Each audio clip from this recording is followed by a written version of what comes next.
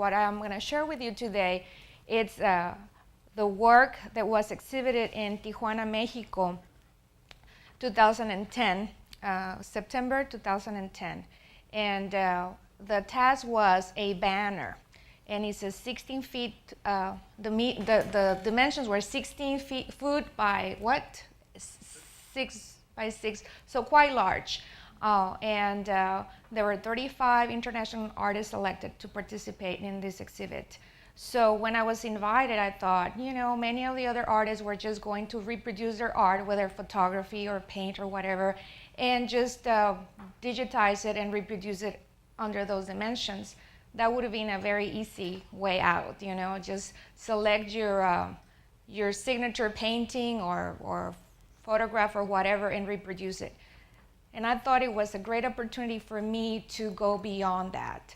So precisely, I was setting up an exhibit in Piedras Negras, and I started driving back and forth from San Antonio to Piedras Negras, and it was just amazing just to see. I grew up there, I've been there millions of times, but all of a sudden, I just realized that that was my next project.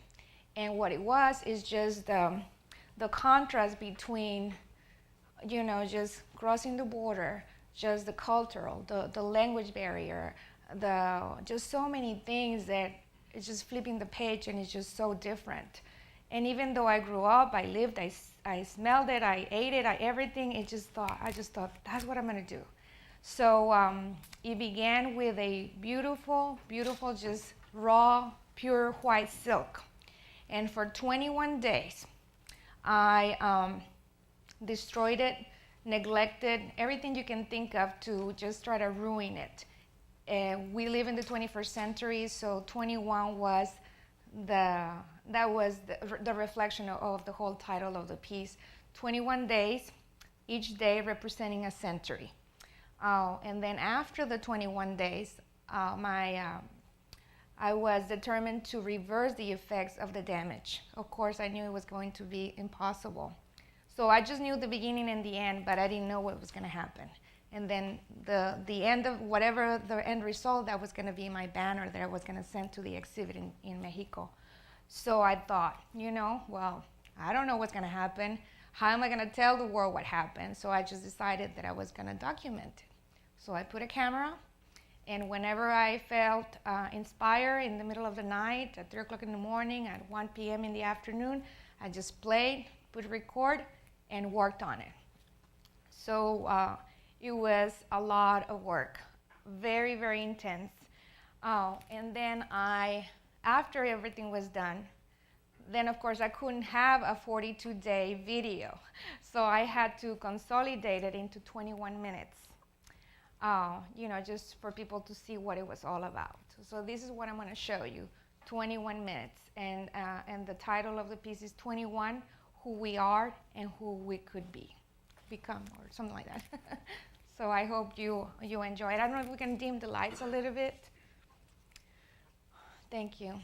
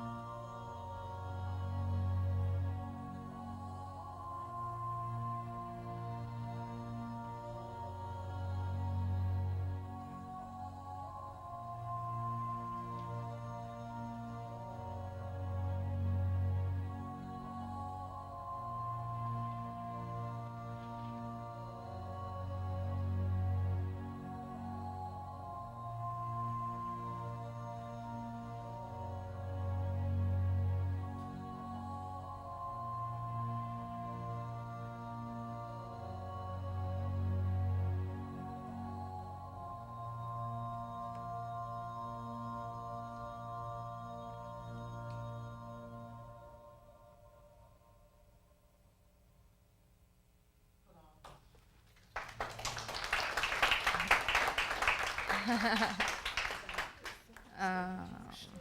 I have ever seen. Oh my goodness. It was quite a journey. As I told you at the beginning, I knew I had selected I knew my task because they had given me dimensions for the banner. So I knew the dimensions. And then I had the idea, the 21, we live in the 21st century. And look at us. Look at us. Amazingly, that summer, it was when the BP spill happened. And I had a friend who had surgery, and she lives in Houston. I used to live in Houston. We were very, very good friends. So she had surgery, and I decided to go visit her. And of course, I was in the journey of the 21 days of death. So the piece had to travel with me, where whatever, I was going to be gone. So I dragged it with me. I went to Houston. Some scenes were in her backyard. Some were inside my vehicle. And then I went to Galveston. And it was precisely that summer. So it was just, I don't know. I think it was just the way, it was meant to be. If I would have planned it, it wouldn't have been so perfect. Although Galveston has always been known to be a very polluted, beach. But anyway, just quite a journey. And the scene at the beach, I was there for probably 8 hours. And I dragged it everywhere and everything. And there were people who saw, it was a huge piece of cloth, and people would walk right by it and didn't even bother to kick it or see what it was, like it was not just a piece of debris, it was a huge piece of, of fabric. Didn't even bother. What if it was a person wrapped, because there was a point where it looked like it was a mummy or something. Nothing. So I learned a lot. It was a really, really difficult summer. And, the abuse, the drugs, the alcohol, the technology, and how technology is ruining our lives, and just so much. And nothing was planned. It just, something would come to my head, and I'll get out there and do it, and do it, and do it. And then as you see, you can hear the sound. It was so soft at the beginning and so beautiful. And the struggle, it was hanging probably by the 5th day, and that thing would not rip. It would not, nothing. Silk is so strong. It really it resisted tremendously until I finally had to use the knives. La masacre. It made me think of what happens in Juarez. Anyway, and then the other scene, that was another night where it was all these pieces. There were holes and holes. I was like, I'm gonna have to cancel. I'm not gonna be able to participate in this show and in this exhibit in September. There's nothing left, But I couldn't give up. I was committed, and I had to do something with it. So continue on and continue on and continue on with the piece. And the night where you see the graffiti with the basta, I had just used enamel, spray, and then I used the fire, and I thought for sure it was gonna catch on fire, the whole thing, and it didn't. It didn't. I was like, how can, this journey broke all the rules of chemistry and everything. Amazing. And then the 21 days after, again, it's like, how am I gonna put this thing back together? There is nothing beautiful about it. But I didn't give up, and I washed it 3 times in the washing machine with Clorox, nothing but Clorox. And then, all the pigments and all the dirt and all the peels that I threw in there were stuck to it. They were just stuck to it, totally penetrated, and they wouldn't come off. So then I put it in the tub with I don't even remember, some other soap, and it stayed there for like a day, y nada.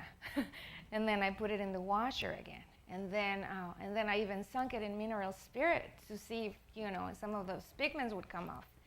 And it did. I mean, some of it, but it was still very gray. In some areas, it became softer again, really soft. In some others, they're still very rough. So then I took it into my studio. And if you notice, too, something that happened very interesting is that at the beginning, I hardly ever used my hands.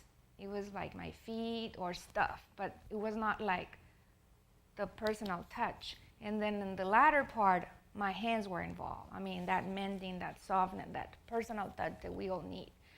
And then my mother is a seamstress, so she helped me with the sewing machine and everything because, this thing was just, there was no way to glue it, put it back together.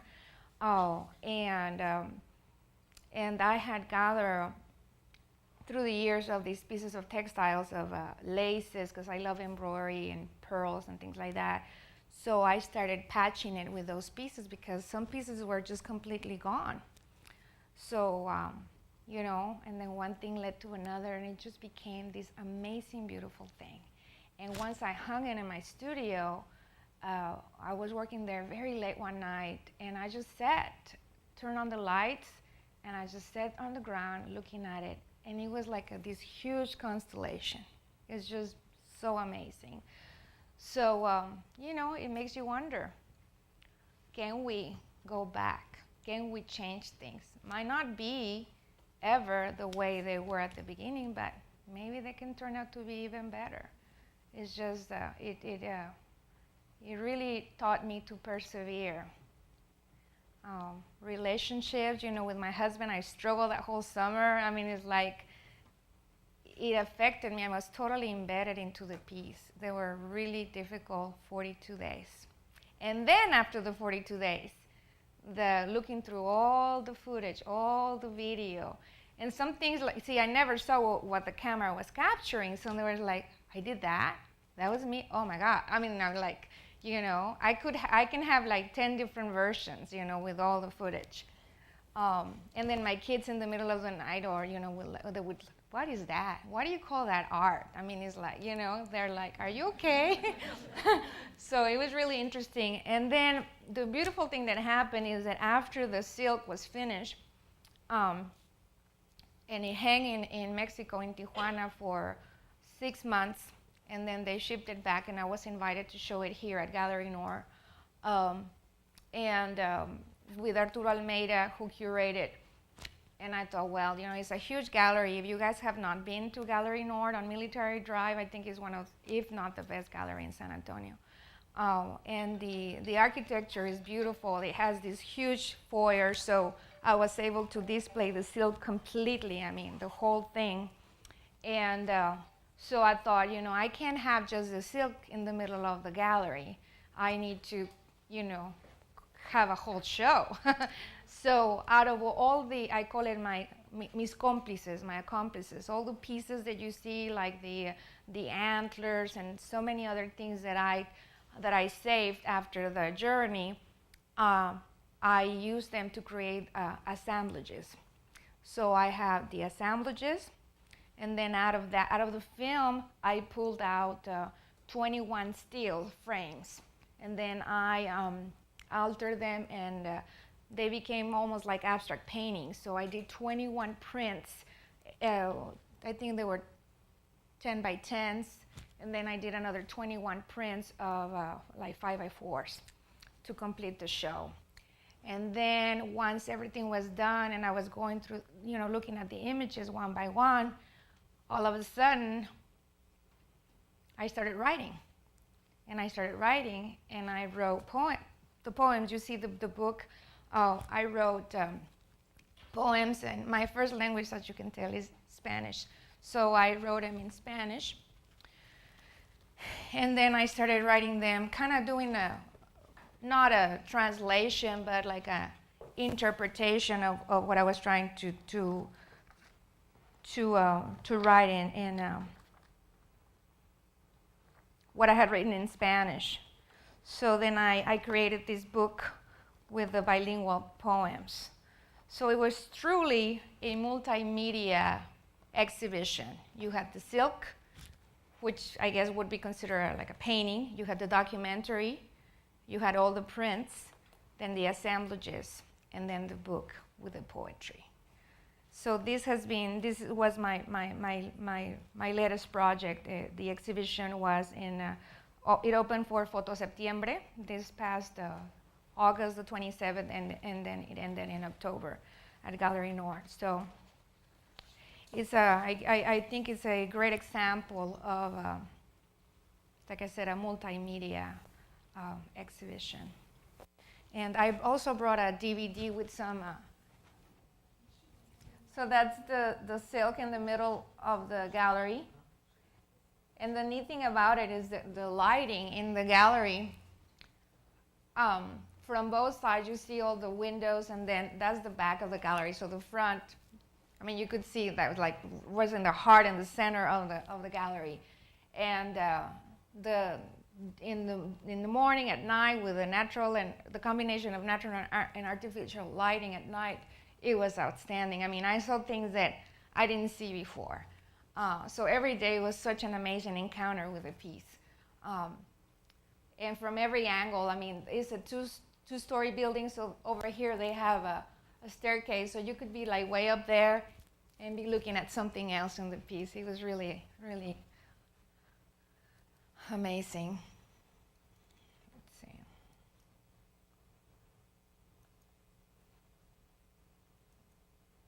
That's the back of it. And you can see over here the prints. Oops. Okay.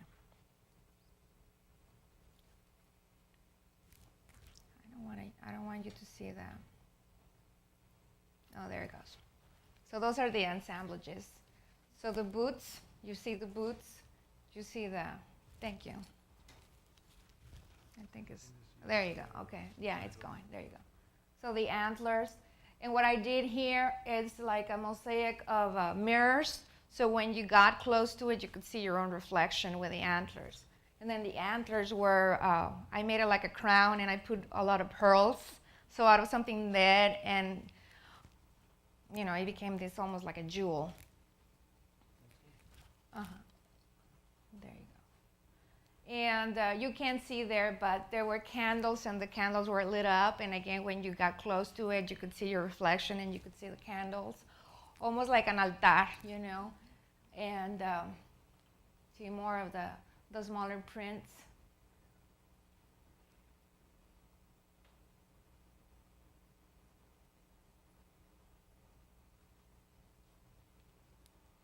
And these are the frames that I extracted from the film.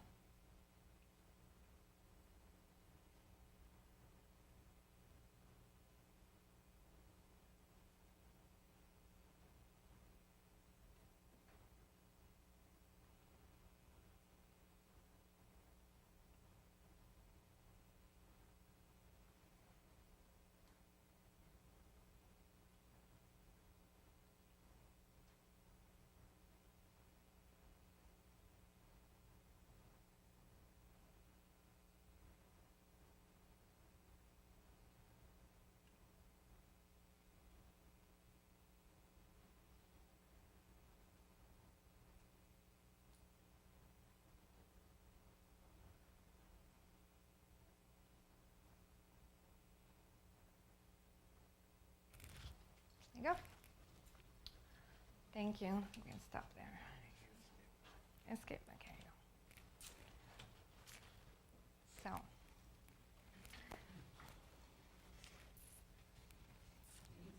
Thank you. So as people look at this,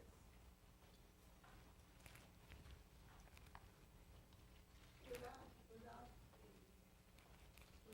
the video, you don't understand the layers. Right. Just like when one looks at somebody's face, you don't understand all the layers. Exactly. So you see something and you don't understand, or you don't realize everything that went into the making of that piece. Exactly. So can you show it without the video, without having? Well, it's really interesting that you point that out, because Not a lot of people know this. Oh, the invitation for the show, like I told you at the beginning, was in Mexico for esa Bienal of Estandartes, one of the museums in Tijuana, Mexico. And like I said, there were 35 international artists. And when I talked to the curator, I told her this is the piece I'm going to be working on. And I said, so I would like to, at the end, when I have the video ready, I would like to project the video onto the silk. And that was my original idea. So people can see the silk and can see the journey. But the curator told me, she was a curator from Spain, and she said, well, that sounds really interesting, but we can't do it because then your banner would be a multimedia presentation and everybody else is just doing their banner. So we can't do it.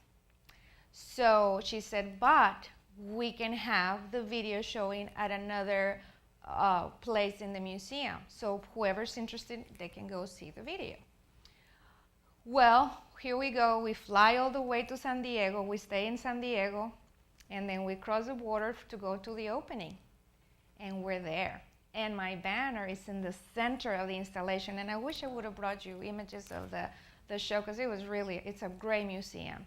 So you can imagine these dimensions. They were all hanging in this gigantic foyer of this museum.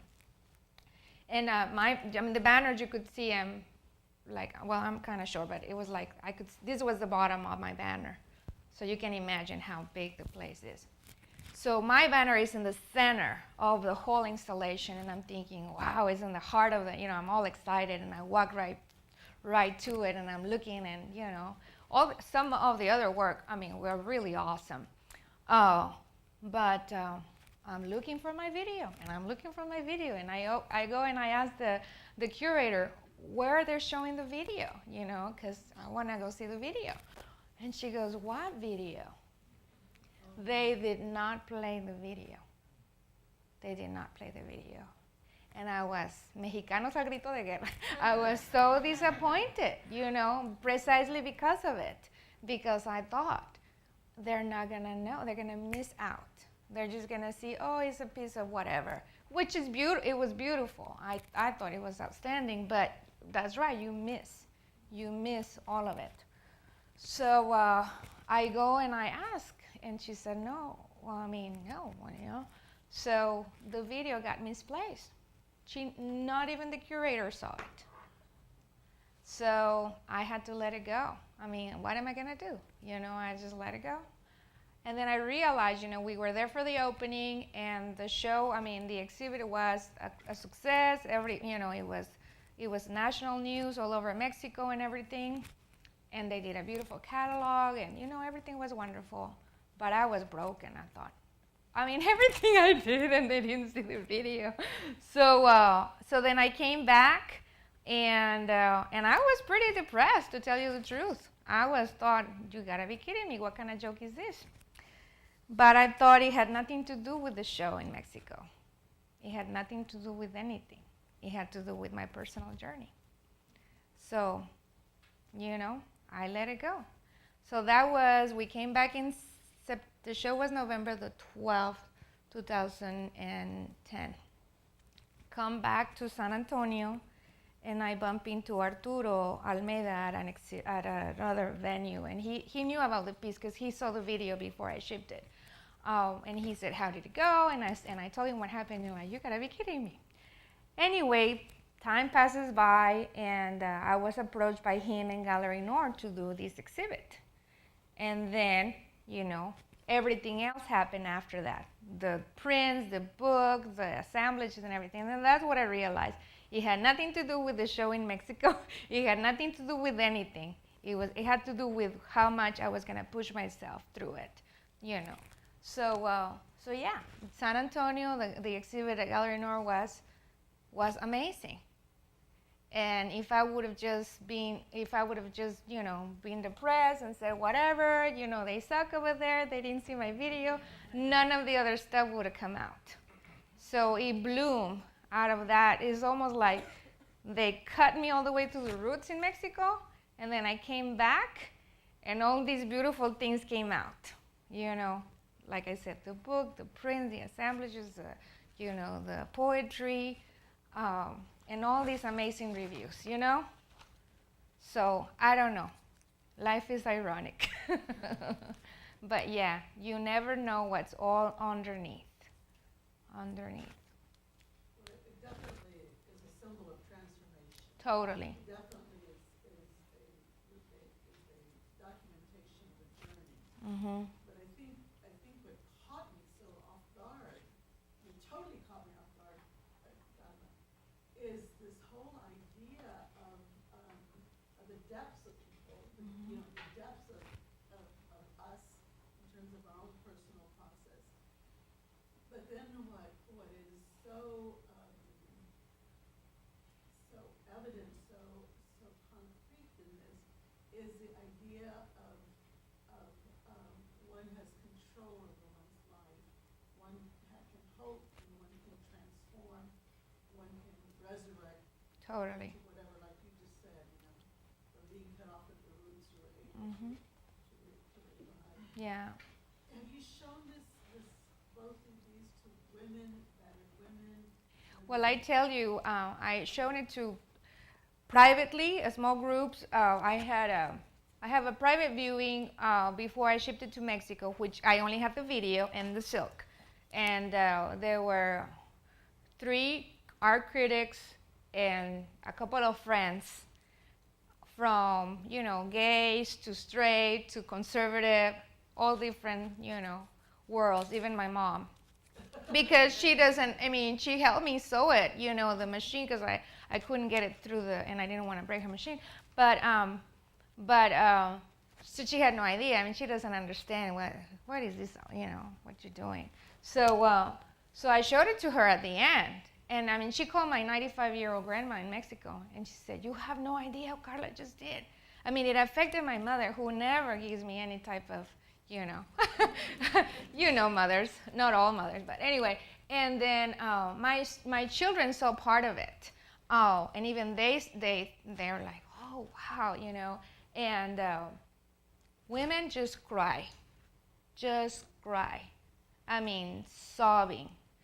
Oh, another person, interestingly, the scene with the boots, and the orines and all of that. And then at the end, throw the boots and here's the aspirins, I'm done with you. And te duele la cabeza, pues ahí están las aspirinas, type of thing. This person actually, he was a gringo, an American, and he not American, but you know what I mean. He interpreted that as when the Long Rangers came and took over. That was the last thing in my head. But that's art, Te va a tocar de maneras muy diferentes, según tu vida. So the addiction, I had a person who I didn't know was struggling with alcoholism. So that scene with the fetal position, and I was breaking the bottles, and this person was like, I guess that's the way he felt. So it's really, really interesting. That's why when I was extracting the images to do the stills, every still was something. I could have done hundreds and hundreds. So yeah, it's really interesting how people react. And I love it. And I love it because that's how unique we are. And it is a universal language. I have, 2 Spanish words, but it doesn't matter. You don't have to even read them. And then the sound, a lot of the sounds are just the natural sounds of the environment. And then, of course, my husband helped me with enhancing and the music. But I selected, I said, this is what I want, and all of that. Now, the cats in there are my cats, my kids' cats, but they just came out with water. The cat is like that. So it was totally unplanned. It just happened.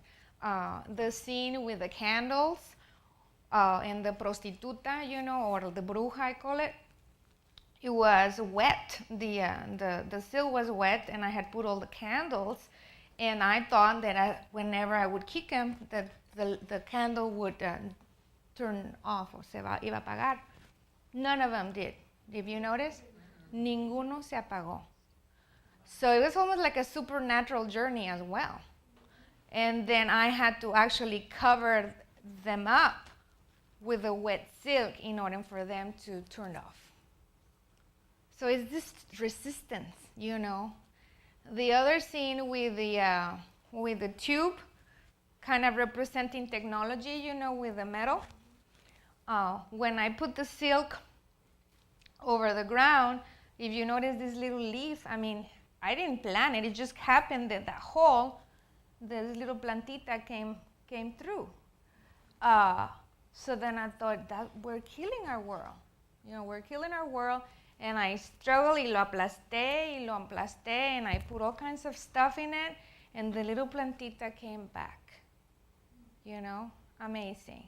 So then I wrapped the whole thing with the silk. In other words, you know, kind of representing the technology or industry, and then I wrapped the silk with it. And then I left it like that for like another night. And then, you know, watching the news about the cartels and the drugs and everything, that's when I crowned it with the antlers, and then I sprayed it first with baby powder representing cocaína, you know, the drugs, and then I sprayed it with gold, como nos tapamos, you know, how we cover up things, the good and the bad and the evil, and then just the value of the cocaine and the value of gold. I mean, just a lot of things that I was just coming up with amazingly, you know, just by watching the news, by reading, by personal experiences, by hearing what somebody was going through. So many, many lives, many stories are embedded in that silk. Comments, questions? I think for me, and I just have so many comments, so I'll just jump in. This is not a class of artist club, Carla. It's a class of students in bicultural studies or graduate students. So a lot of us have not seen a lot of art. And I might have another question for you after this one, but one is the whole aspect of abstract art, that for us that are novices in it, it's always the hardest thing to understand or to read the story, you know, in abstract art. And I think that this one made abstract art so alive, and so the stories are certainly there, even if you didn't have the documentary, because you could see the elements that you used and how you tortured the silk, and how you replenished it, and how you made it more beautiful. So I think that for novice people to abstract art, it's a wonderful, wonderful piece. Thank you very much. Thank you. And do you had a question? When I first started doing it, it was so neat, it just seemed, was it a very, I mean, I would assume it was very cathartic for you. Mm-hmm. Were you struggling along with it? Totally. Emotionally? Oh, totally. I mean, I was depressed. I mean, you know, artists were very melancholic, but I mean, that, like I said, that summer was hard. I gained like 15 pounds. I broke out. I mean, I wasn't over. My husband, he just get my kids and walk away. You know, oh, mama's gonna work. Let's get out of here. You know, it really affected me. I think I also withdrew from a lot of friends and social activities. I mean, it really affected me. So sorry for the silk. I know. The living thing when you were doing all those things to feel your passion. Yeah. Yeah, it was. And, you know, and sometimes I wonder if part of it was, if I felt like I was a silk. I don't know. I'll never know. You had a question? Yeah, actually, it was like a comment also. I mean, I I really appreciate your process, the physicality of it. I mean, obviously just hearing you talk about it too and seeing it. I mean, and I appreciate abstract art. But there's something also to be said, you know, you know, maybe there was something that was really good and positive, even though you were really angry about what Mexico did and didn't show your video. But see, when I look at this piece, from a distance, there's just this sense of minimalism to it. But then it seems like as I approach it and get closer to it, then I start reading more of well, you know, this just didn't happen automatically. Just, you know, somebody just bought it like this, you know.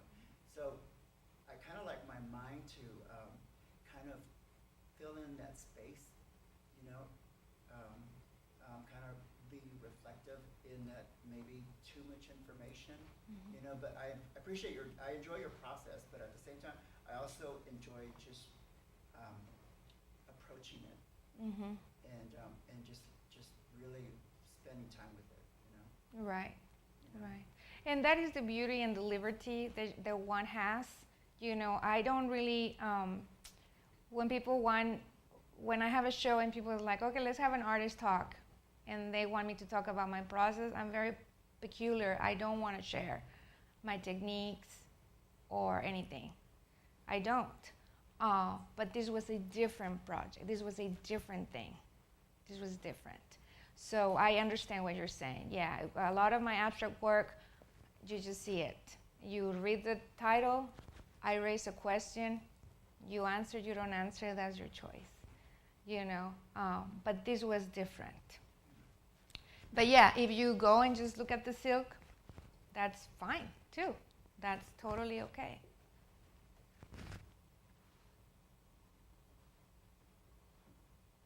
And at the gallery, I mean, it was amazing. The video was showing on the back, and again, the silk was in the very front. Seeing I wish I had another video just capturing the reactions of people watching the video, because I tell you, there was this gentleman he didn't even see it from the beginning. He just came in and started watching it, and he got up, and I don't know if he had a little bit too much to drink or what, or he was totally moved by it, but he got up and he was like, y'all come over here. You have to see it from behind. Forget about the front. Come look over here. So, you know, it's just so interesting how everybody is going to be touched in a whole different way.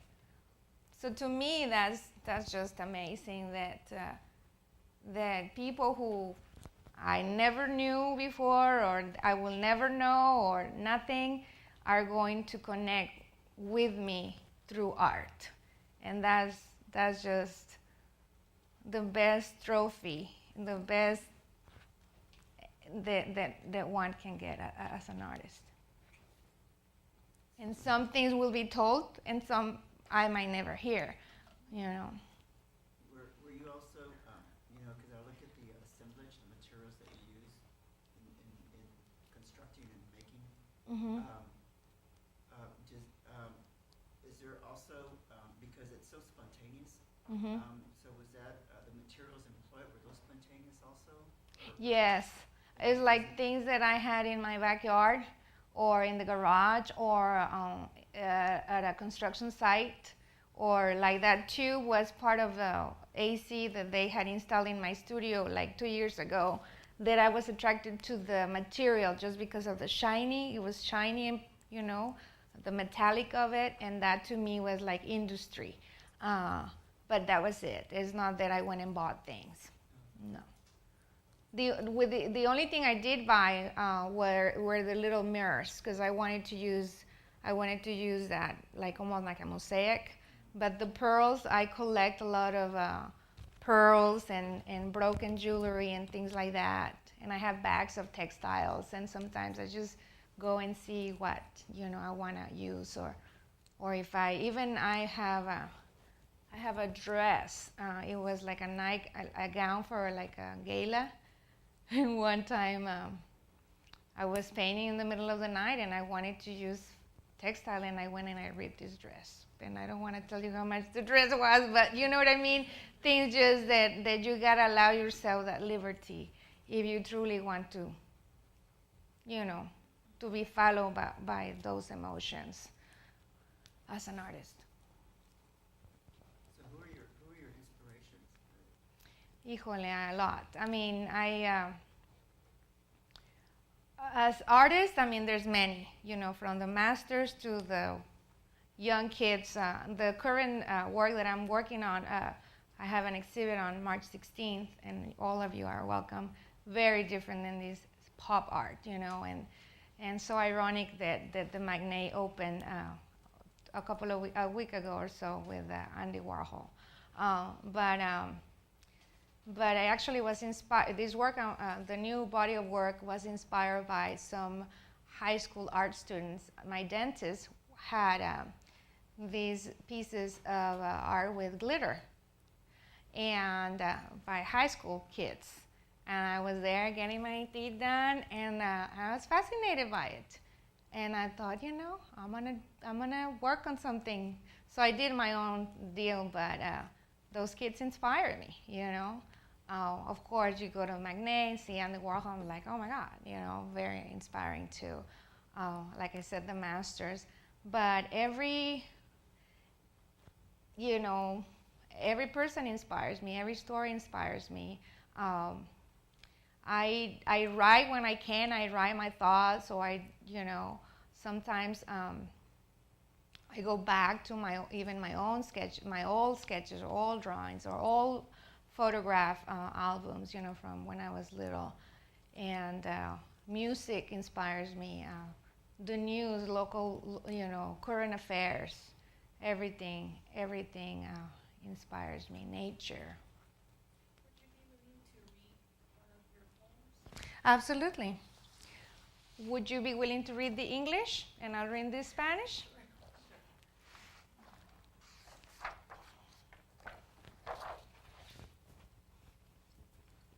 Because my broken English. You can pick whichever.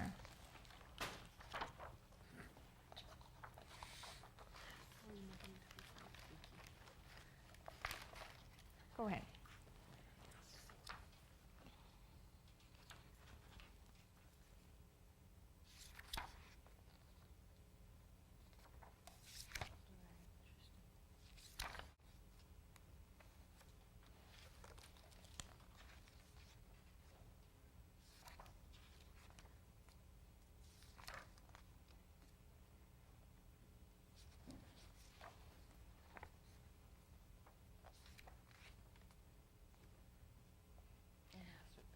Okay.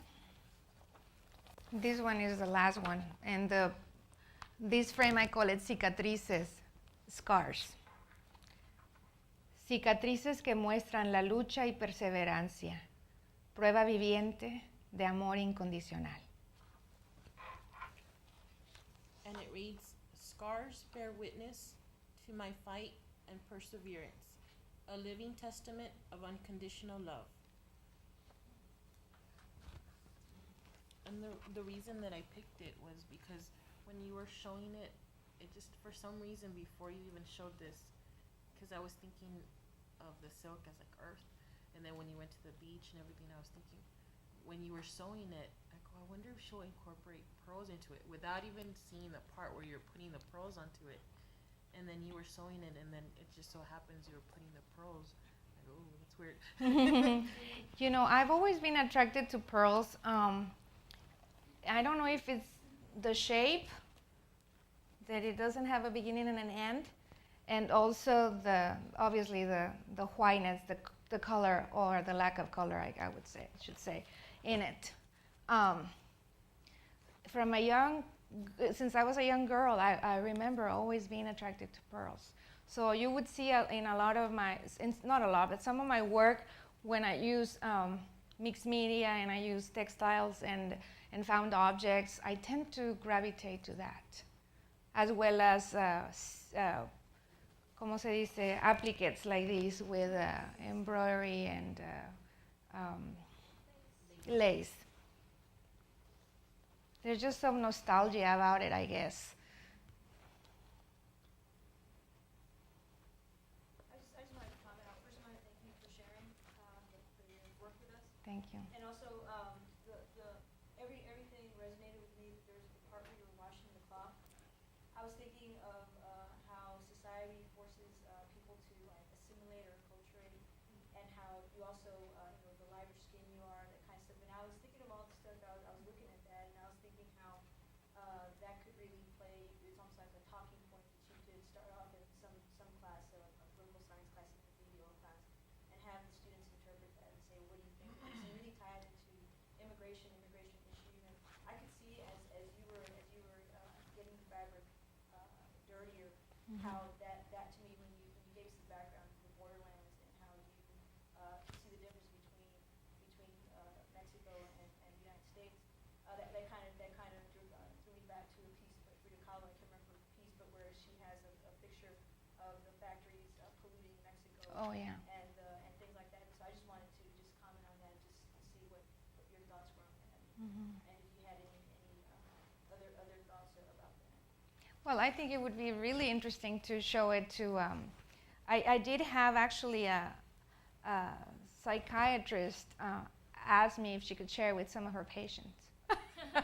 So it would really be really interesting to see without knowing anything. In fact, I came here thinking, I'm not going to say anything, I'm just going to play the video.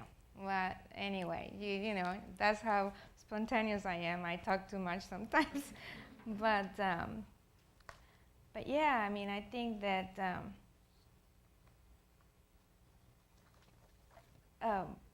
I tell you, going back to the experience in Mexico, not showing the video, you know, I came from Mexico to the United States when I was 18 years old, and I didn't speak much English. I still don't. But it's now I'm going back to Mexico and showing in Mexico. Even though this experience was kind of difficult, not showing the video, it was still amazing that I was among 35 international artists. So I feel that I left Mexico because I didn't have a lot of opportunities to do what I wanted to do. And I came to the States, and in Houston, what you were talking about, the dark skin and all of that, I remember in Houston was when I learned about tan. I remember I used to work at a place called Sakowitz. I had like 5 jobs, and it was a very, very expensive store. And I was a floater, meaning that wherever they needed me, that's where they would send me. There were a lot of people from the Middle East, and they would automatically gravitate towards me because of the color of my skin. And again, you know, this is 20 years ago or whatever. So my hair was dark, naturally dark and wavy, and I hadn't plugged my eyebrows, so I had thick eyebrows. So they would come to me and they would start talking in their language, and I had Spanish and a little bit of English. That's when I realized that the color of my skin was pretty.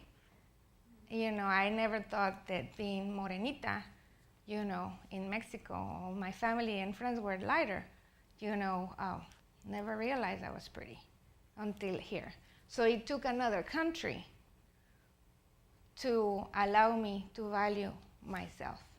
So then this is how life is so ironic. Then I go, now that I'm quote unquote somebody, I go back to Mexico to show my work. Then they don't show the video, and I feel that rejection, and I go back to that little girl who was nothing. So it's like constant struggle, and somehow it has to be in that silk, that personal experience. So I'm sorry, I think I deviated a little bit from your question, but you triggered that in me, so I had to point that out.